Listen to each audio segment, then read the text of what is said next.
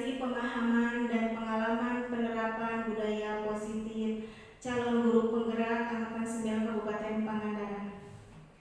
Nah, di sini saya akan memaparkan tentang budaya positif yang dimana terdiri dari perubahan paradigma belajar, disiplin positif, motivasi diri manusia, kebutuhan manusia, posisi kontrol, keyakinan kelas, dan segitiga restribusi. Yang pertama, pembelajaran dengan paradigma baru, di mana pembelajaran dengan paradigma baru dirancang berdasarkan prinsip pembelajaran yang terdiferensiasi sehingga setiap siswa belajar sesuai dengan kebutuhan dan tahapan perkembangan untuk mewujudkan profil pelajar Pancasila. Mungkin kita sudah menerapkan profil pelajar Pancasila. Untuk Ibu Yu mungkin sudah diterapkan di kelas 2. Ya, bahkan ada nyanyiannya. Nah, di sini yang selanjutnya ada disiplin positif. Apa itu disiplin? Disiplin adalah sesuatu yang dilakukan seseorang pada orang lain untuk mendapatkan kepatuhan. Kita cenderung menghubungkan kata disiplin dengan ketidaknyamanan karena disiplin itu jadi bersifat memaksa kalau tidak datang dari diri sendiri. Ya, seperti itu. Nah, apa yang diutarakan oleh Bapak Pendidikan kita, Ki Hajar Dewantara, menyatakan seperti ini. Di mana ada kemerdekaan, disitulah harus ada disiplin yang kuat. Disiplin bersifat self-disiplin, yaitu kita sendiri yang mewajibkan kita dengan sekeras-kerasnya, tetapi semua saja apabila kita tidak cukup melakukan self-disiplin. Wajiblah penguasaan lain mendisiplinkan kita. Nah, itu menurut Bapak Ki Hajar Dewantara, di mana disiplin positif ini merupakan salah satu cara penerapan disiplin yang bertujuan untuk menumbuhkan kesadaran serta memberdayakan anak untuk melakukan sesuatu tanpa sogokan, ancaman maupun hukuman. Sebagai pendidik, tujuan kita yaitu menciptakan murid yang merdeka. Syarat utamanya yaitu disiplin diri, sehingga mereka berperilaku sesuai nilai-nilai kebajikan dan memiliki motivasi intrinsik. Nah, di sini ada kebutuhan dasar manusia. Yang pertama, bertahan hidup. Jadi kita itu bertahan hidup, tempat tinggal, mungkin makan juga termasuk. Jadi kita survival, jadi hidup dengan lingkungan kita. Yang kedua, kasih sayang dan rasa diterima. Jadi kita membutuhkan kasih sayang ya Bu Ani, masih butuh kasih sayang? Oh iya, harus semangat ya Bu ya. Iya, kasih sayang pasangan itu sangatlah penting. Dan rasa diterima di masyarakat, di keluarga, dan mungkin di organisasi juga kita membutuhkan rasa diterima. Yang ketiga, penguasaan. Yang keempat, kebebasan. Kita pengen gak dikekang, tidak mau ya, tapi kita ingin kebebasan memilih, kebebasan apalagi Bu? Kebebasan untuk mengeluarkan pendapat, ya seperti itu. Dan kesenangan. Ibu-ibu pengen senang? Semuanya pasti ingin senang ya Bu. Nah, itu adalah kebutuhan dasar manusia. Nah, di sini ada dunia berkualitas, di mana ini ada beberapa pertanyaan yang mungkin terdapat pada diri kita. Ini dunia berkualitas ini yaitu tempat ternyaman manusia. Nah, ada soalnya seperti ini. Kita jawab bersama-sama sesuai dengan keadaan diri kita. Siapakah orang yang paling penting dalam hidup Anda? Coba Ibu Nita. Siapa orang yang paling penting dalam hidup Anda? Apakah pasangan Anda? Apakah orang tua? Apakah anak? Menurut Ibu Nita? Orang tua. Menurut Ibu Ani? Anak. Menurut Ibu Umi? Untuk saat ini pasangan. Ya, itu tergantung diri kita sendiri. Yang kedua, nilai-nilai kebajikan apa yang terpenting dalam hidup Anda? Misalkan saya nilai kebajikan yang paling penting dalam hidup saya itu adalah memaafkan. Jadi saya nilai yang paling penting dalam hidup saya itu memaafkan. Karena dengan memaafkan kita merasa tenang. Itu nilai kebajikan yang penting pada hidup saya. Dan satu lagi mungkin kesabaran mungkin ya Bu ya. Kalau Ibu Siti, apa nilai kebajikan yang terpenting dalam hidup Ibu? Apa Bu? Oh iya, berarti Ibu mah kejujuran ya Bu. Oh iya, kejujuran. Jadi kita tuh harus jujur, berarti tidak boleh berbohong. Yang ketiga, kalau Anda menjadi orang yang ideal, karakter atau sifat apa yang Anda paling inginkan ada pada diri Anda? Coba Ibu Yuyu, bagaimana apa yang ada di diri Ibu Yuyu? Ideal ini maksudnya apa? Ideal apa sih maksudnya? Ideal itu mungkin yang paling sempurna mungkin ya Bu? Dalam hidup. Iya. Kalau ada menjadi orang yang ideal, karakter sifat apa yang paling Anda inginkan? Mungkin menginginkan seperti apa Ibu itu? Menjadi, kita tuh misalkan saya ya, saya ingin menjadi orang yang berguna, bermanfaat untuk semua orang. Mungkin sama dengan Ibu Yu? Sama tentunya ya. Nah, yang selanjutnya, apa pencapaian Anda yang Anda sangat banggakan? Silahkan Ibu Siti Muhibah.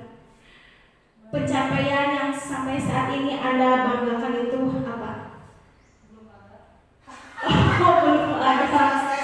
Oh, berarti lagi proses, lagi berproses ya. Kalau Ibu Ani, apa yang Ibu banggakan sampai saat ini? Sementara saya sedang menyekolahkan, udah bangga, belum juga selesai juga udah bangga. Oh iya, berarti di diri Ibu Ani itu yang sangat membanggakan bagi Ibu Ani itu Ibu bisa menyekolahkan anak. Sudah kebanggaan ya. Walaupun apa Bu? Walaupun belum selesai, kita doakan semoga yang dikuliahkan dan yang menyekolahkan diberikan kelancaran. Amin ya rabbal alamin. Yang selanjutnya, apa pekerjaan ideal bagi Anda? Ibu Umi, apa pekerjaan ideal Anda? Oh, guru, iya. Tentu saja kita seorang guru. Jadi pekerjaan ideal kita itu guru. Ya. Ada ya Selain guru apa? bisnis, ibu rumah tangga. Bisnis boleh. Ibu rumah tangga sudah tentu ya. Ya. Yang selanjutnya, ceritakan bagaimana perjalanan hidup Anda. Di mana Anda merasa itulah titik puncak hidup Anda. Misalkan saya jawab aja sendiri ya Bu ya.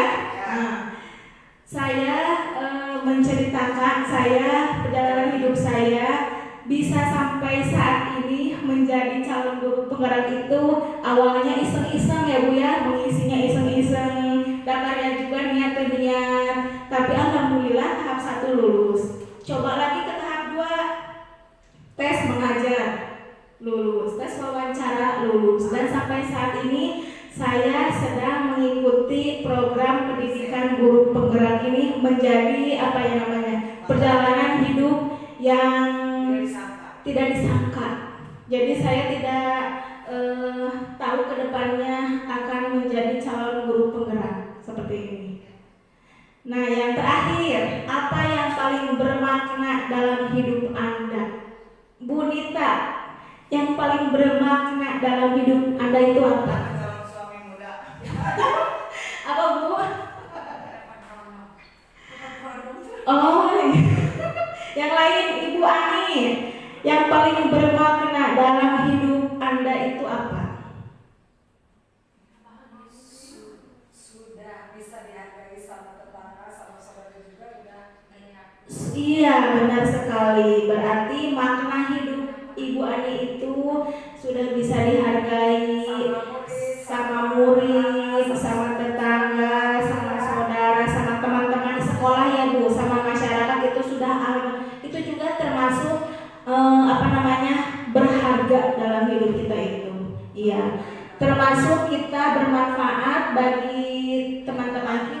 apalagi di lingkungan masyarakat kita itu sudah merupakan hidup yang bermakna. Ya, terima kasih untuk ibu-ibu ya. Selanjutnya, ini ada motivasi perilaku manusia. Alasannya, yang pertama, menghindari ketidaknyamanan dan hukuman, di mana murid melakukan disiplin diri karena takut dihukum. Ini tindakan terendah dari motivasi perilaku manusia.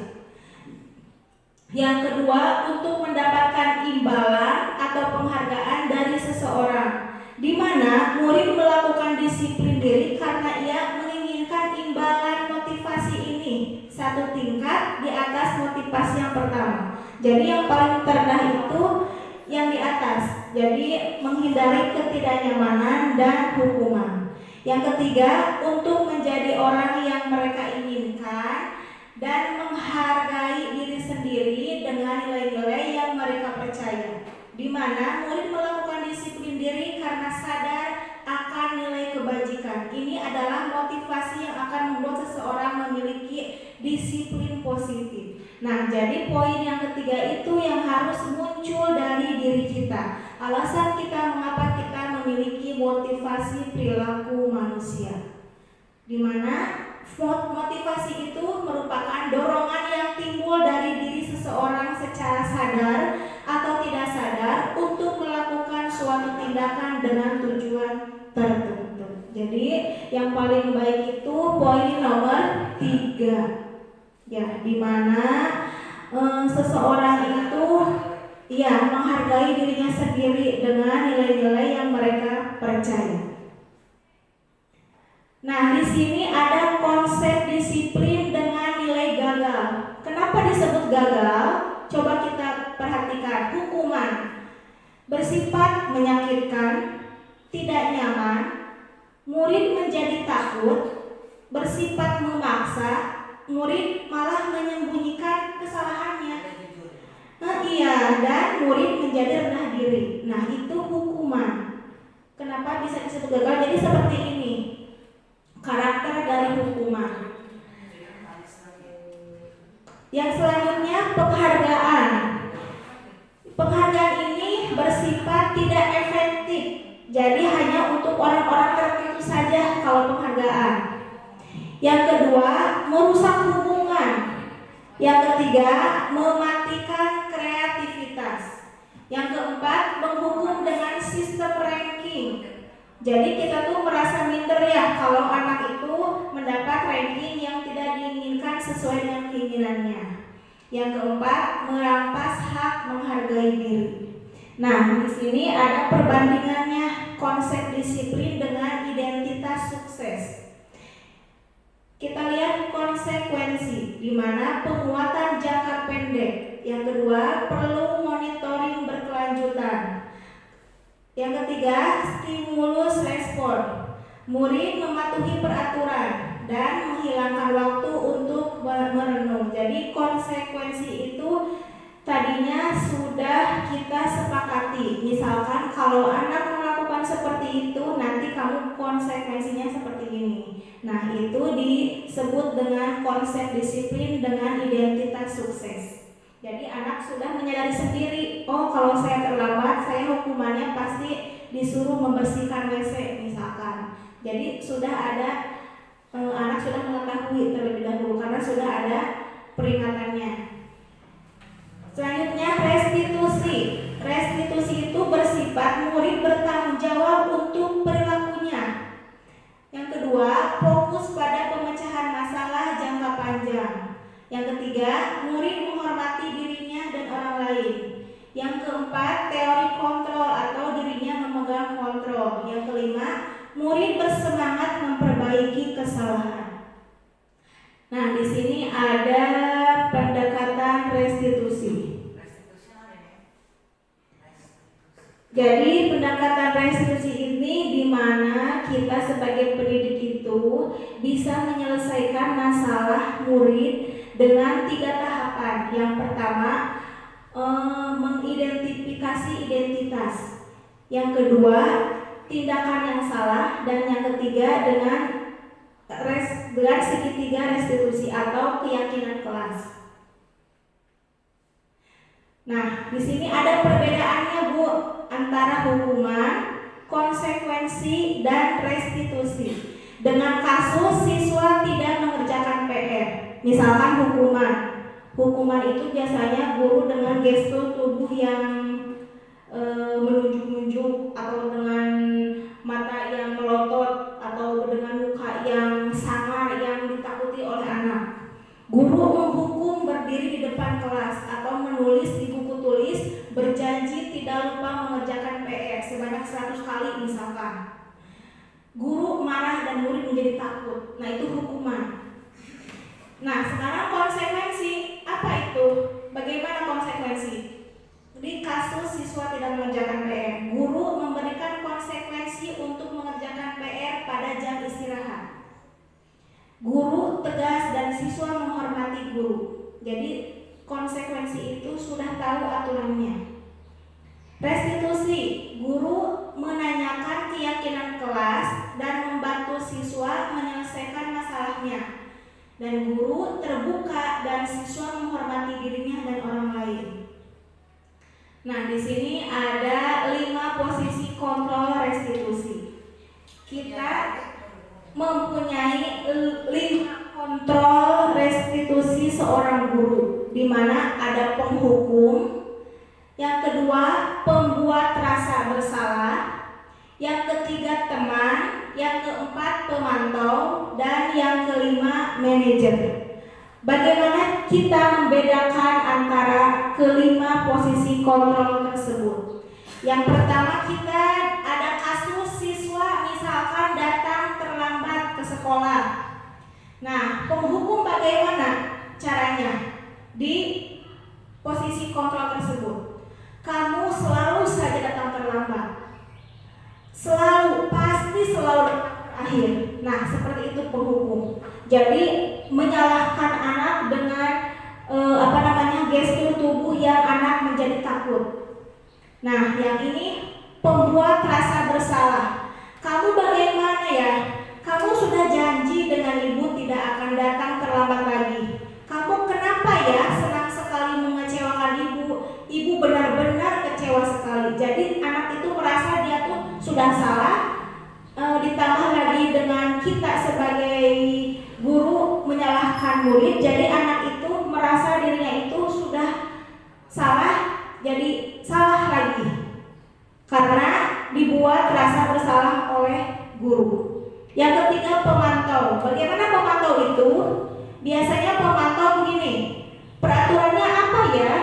Jadi selalu melontarkan pertanyaan yang anak itu mungkin menjadi bingung, dipantau terus. Apa yang kamu lakukan?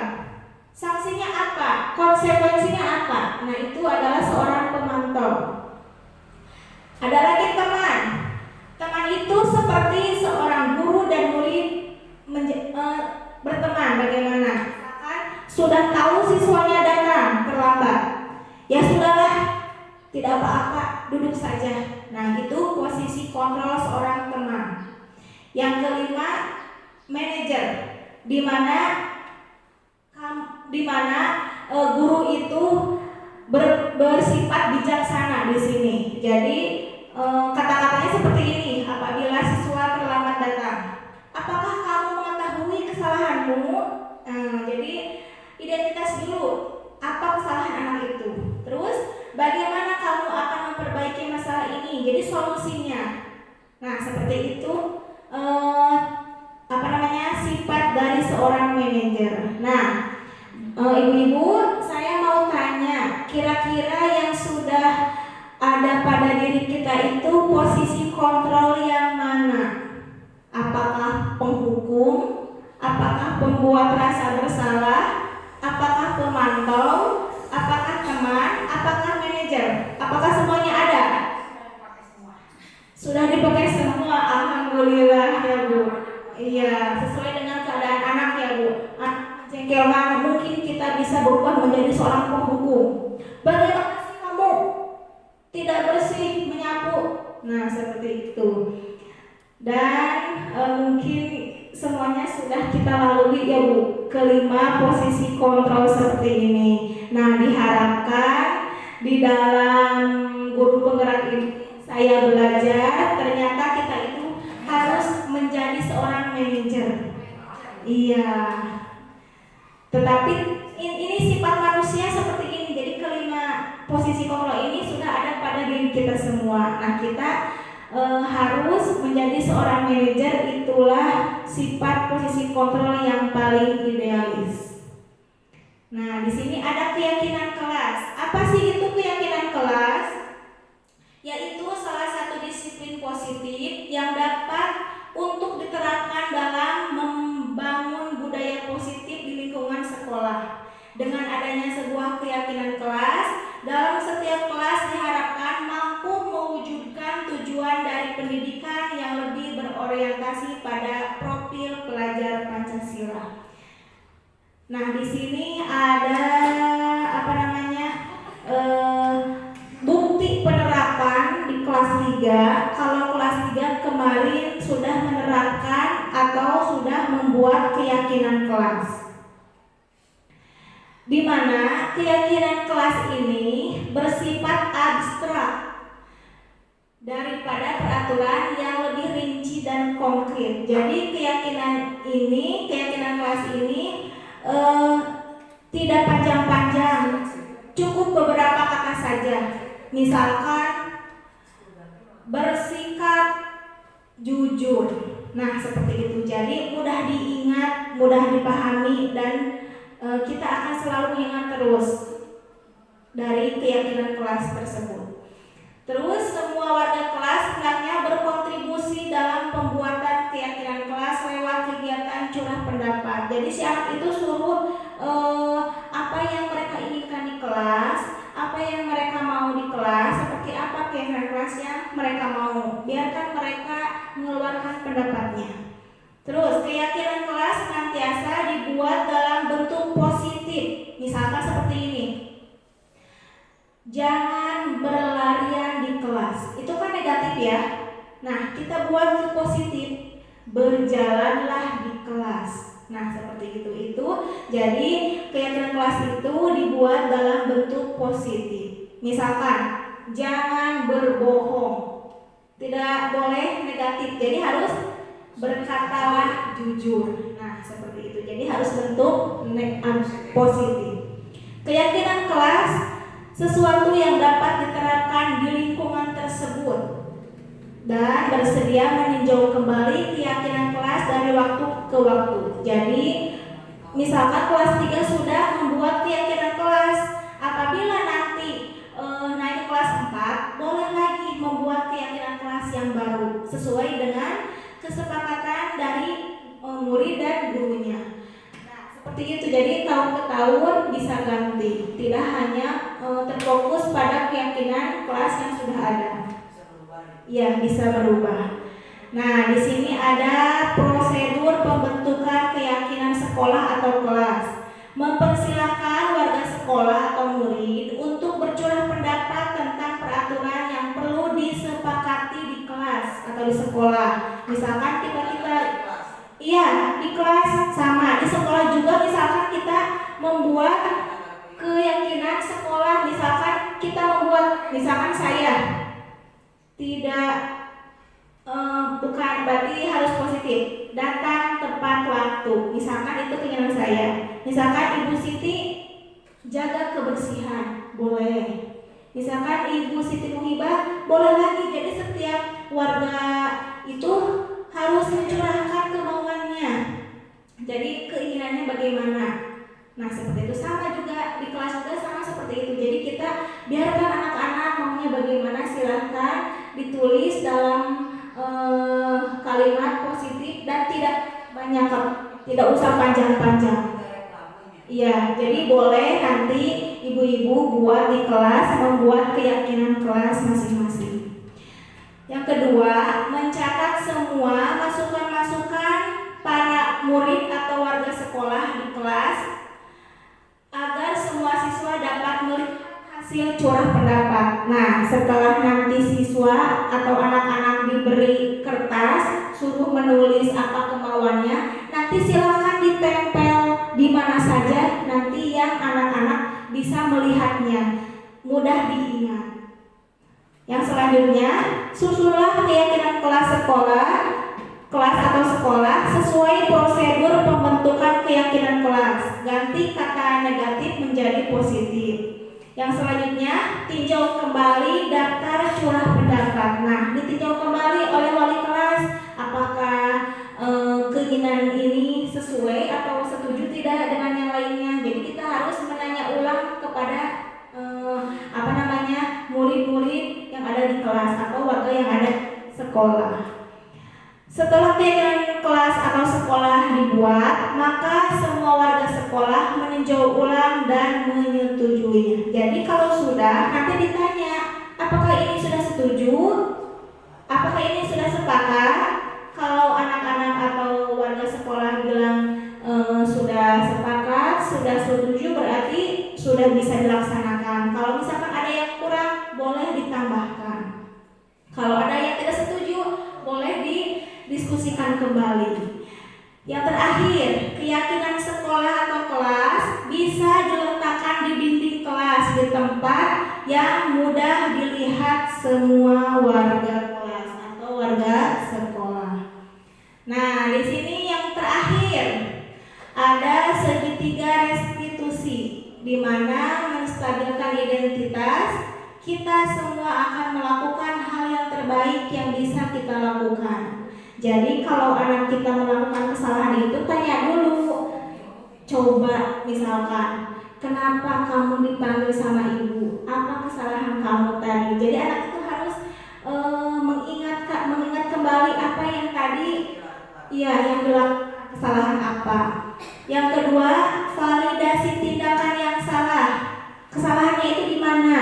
Kenapa bisa terjadi? Nah, harus ditanyakan. Misalkan anak datang ke sekolah, kenapa bisa datang terlambat? Apa penyebabnya? Misalkan, Bu, tadi malam saya nonton TV sampai jam 12. Nah, nanti malam tidak boleh nonton TV terlalu malam. Jadi harus tahu waktu supaya ke sekolah tidak terlambat. Nah, jadi kita harus memasukkan validasi tindakan yang seperti itu. Yang terakhir, menanyakan keyakinan kita semua memiliki motivasi internal.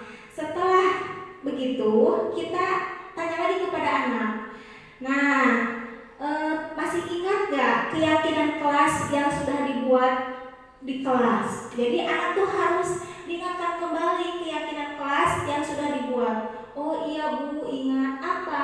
Datang tepat waktu. Nah, tadi kan misalkan Ajam datang telat. Apakah itu keyakinan Ajam sudah dipatuhi apa belum? Pasti akan mengingatkan kembali si anak akan kesalahannya, akan keyakinan kelas. Setelah itu nanti diberi solusi oleh guru. Nah, seharusnya Ajam tidak ada larangan menonton televisi pada malam hari, tetapi Ajam harus tahu waktu, tahu aturan, karena Ajam anak sekolah, supaya Ajam bangunnya tidak kesiangan, datang ke sekolah tepat waktu. Nah, itu berada di segitiga restitusi seperti itu. Nah, kesimpulannya, dalam penerapan program disiplin positif, hendaknya guru memiliki standar kepribadian, profesional, dan sosial yang baik, di mana guru mampu berefleksi pada posisi kontrolnya saat ini, bagaimana perjalanan dirinya sebagai seorang among atau posisi manajer yang menentukan murid-murid menjadi insan yang mandiri, merdeka, dan bertanggung jawab. Itu menurut standar pendidikan nasional. Nah, mungkin itu saja yang dapat saya sampaikan dalam kegiatan hari ini. Terima kasih